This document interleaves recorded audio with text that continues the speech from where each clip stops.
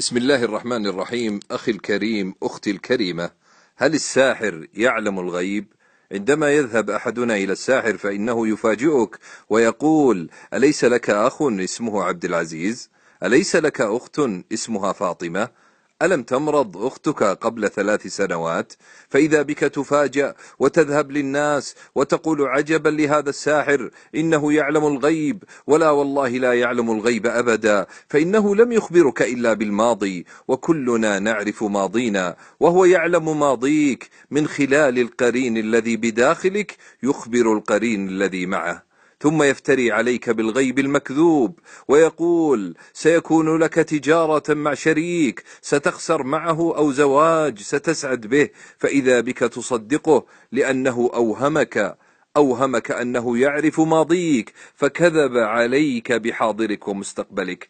أحبتي، لو كان الساحر يعلم الغيب فلماذا يطلب منك مالا؟ أليس من يعلم الغيب قادرا على أن يحصل على المال من غير استجداء الناس؟ لماذا هم في الدهاليز وخائفون ومحتاجون؟ فالله عالم الغيب وحده، مخبرا عن نبيه يقول: ولو كنت أعلم الغيب لاستكثرت من الخير وما مسني السوء. أيعقل أن الرسول صلى الله عليه وسلم لا يعلم الغيب والساحر يعلم الغيب؟ أي ميزان قد اختل في عقول بعض الناس! يا لله، لماذا يكفر من يعتقد أن الساحر يعلم الغيب؟ ببساطة لأنك، أخي الكريم، أختي الكريمة، حماكم الله، إذا صدقتم الساحر فقد كذبتم ربا عظيما خلق الساحر وحرك أنفاسه والدماء التي في عروقه، وقال عن نفسه: وعنده مفاتح الغيب لا يعلمها إلا هو. كيف أخي الحبيب، أختي الكريمة، تذهب إلى الساحر وأنت تعلم أنه لم يصبح ساحرا إلا بعد أن أهان القرآن بالقاذورات أو بال عليه أو سب الله ورسوله؟ هل ترضى بعد ذلك أن تذهب إليه؟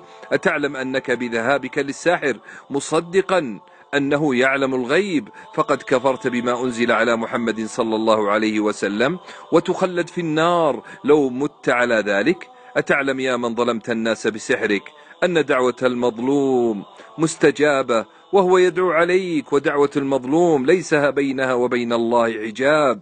أسأل الله من خلال هذا المقطع أن من ضعفت نفسه وسحر أخاه أو أخته من المسلمين أن يعلنها توبة نصوحا، وأسأل الله أن يرفع قدر كل من نشر هذا المقطع وأن يجعله في ميزان حسناته.